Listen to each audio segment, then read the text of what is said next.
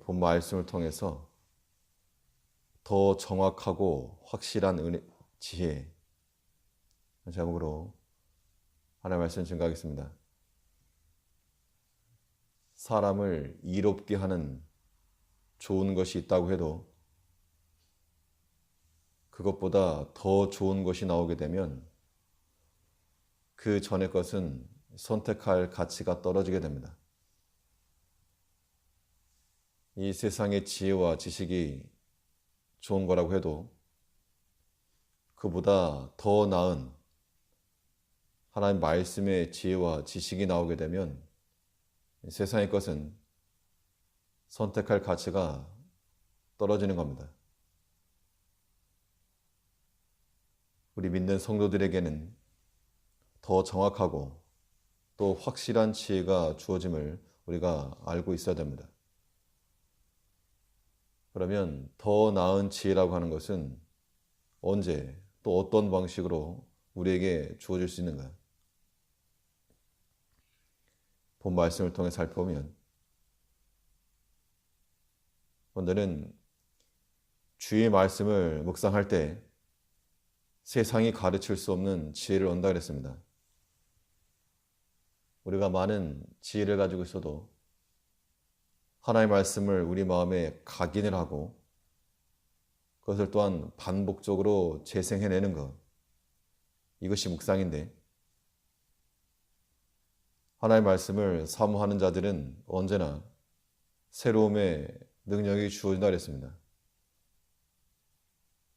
그래서 어제는 그냥 지나친 말씀이라도 오늘 내 영혼을 살릴 수 있는 말씀이 되는 겁니다. 그러므로 주의 말씀이 우리 안에서 항상 작동할 수 있도록 우리 마음을 돌려야 되고 또 생각을 돌려야 됩니다. 주의 말씀이라고 하는 것은 세상이 가르치는 지식이나 지혜보다 훨씬 탁월하다라고 하는 것을 우리가 알고 그래서 세상의 그 어떤 스승보다 더 명철함과 지혜를 얻는다라고 말하고 있습니다. 99절에서 내가 주의 증거를 묵상함으로 나의 명철함이 나의 모든 스승보다 승하며, 이 스승이라고 한 말은 세상의 지혜와 지식을 가르치는 자들이 스승인데 아무리 많은 지식을 가지고 있어도 주의 말씀을 묵상하는 자들 앞에 그들이 더욱 지혜롭게 됨을 말하고 있는 겁니다.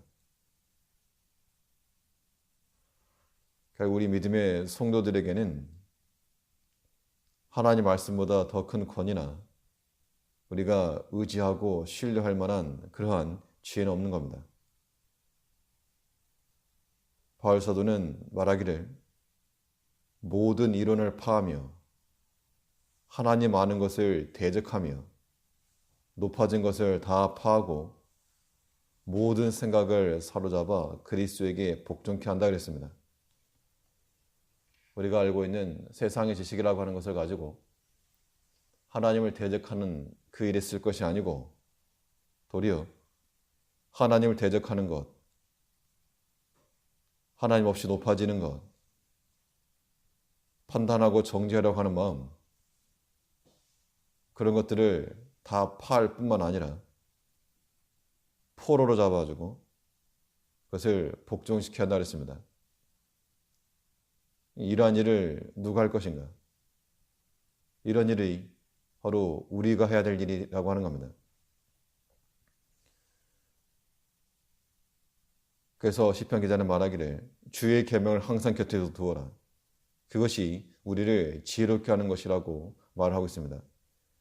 앞에 98절에서는 주의 계명이 항상 나와 함께함으로 그것이 나로 원수보다 지혜롭게 하나이다.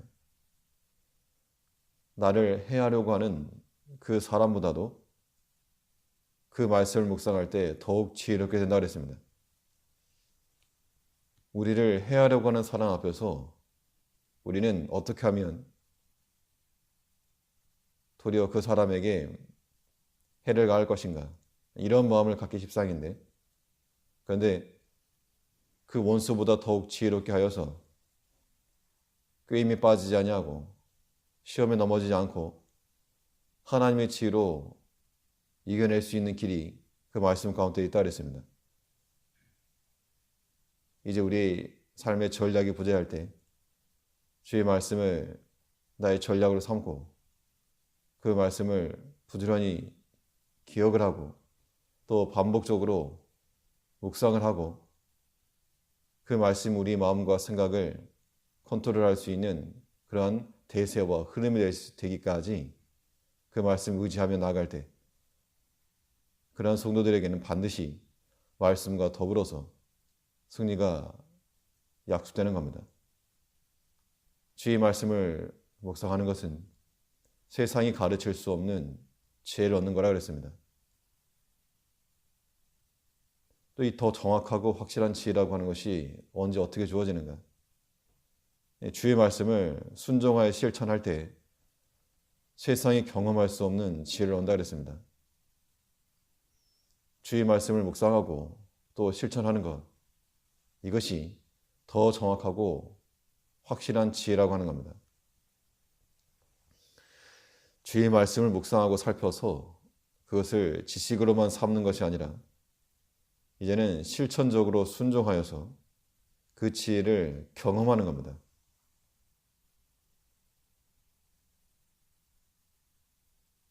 하나님 말씀에 순종하여 나가는 것은 세상 지식으로는 경험할 수 없는 하나님의 지혜를 맛보는 길이라고 했습니다. 오늘 100절에 보면 주의 법도를 지킴으로 나의 명철함이 노인보다 승하니이다. 여기서 굳이 노인이라고 말한 것은 스승과는 달리 인간적인 경험 혹은 지식, 지혜가 더 많다는 겁니다. 오늘날은 정보를 얻는 수단이 다양해서 꼭 많은 나이를 가지고 있다고 해서 많은 지식을 가지고 있다라고 단정할 수 없지만 예전 시대에는 경험 많은 것이 지혜요. 그래서 연로함이라고 하는 것이 흰 머리 앞에 다 복종하고 순종하라 그랬습니다.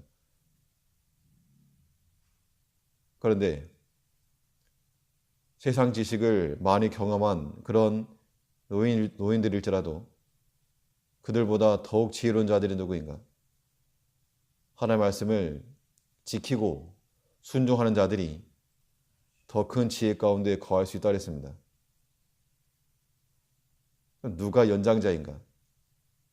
우리는 많은 나이를 먹었다고 해서 많이 아니고 영적 측면에서 우리가 하나님 말씀에 얼마나 순종하였는가, 이것이 영적 연장자를 결정하는 겁니다. 그래서 비록 어린 아이일지라도 하나님을 사랑하며 경외하는 마음으로 힘써 순종하게 되면 완고함과 또한 이 고집으로 하나님을 거절하는 그 노인의 지식과 경험보다 더 나은 지혜를 얻는다는 겁니다. 오병이어 사건 현장에 있었던 하나의 순종함이 세상이 가르치지도 못하고 또 경험하기도 못할 하나님의 능력을 맛보게 한 겁니다. 또 이 나아만의 집에 사로잡혀왔던 이름 없는 여종 하나가 군대 장관도 이해할 수 없는 그 지혜를 경험하게 한 겁니다. 우리가 세상의 부와 지식과 능력은 비록 졸할지라도 주의 말씀을 묵상하고 실천하여서 세상이 가르치지도 못하고 또 알지도 못할 그 하나님의 능력을 경험하며 나아갈 수 있는 더 정확하고 확실한 지혜로 살아가는 하나님의 백성들 되어야 될 줄 압니다. 기도하겠습니다.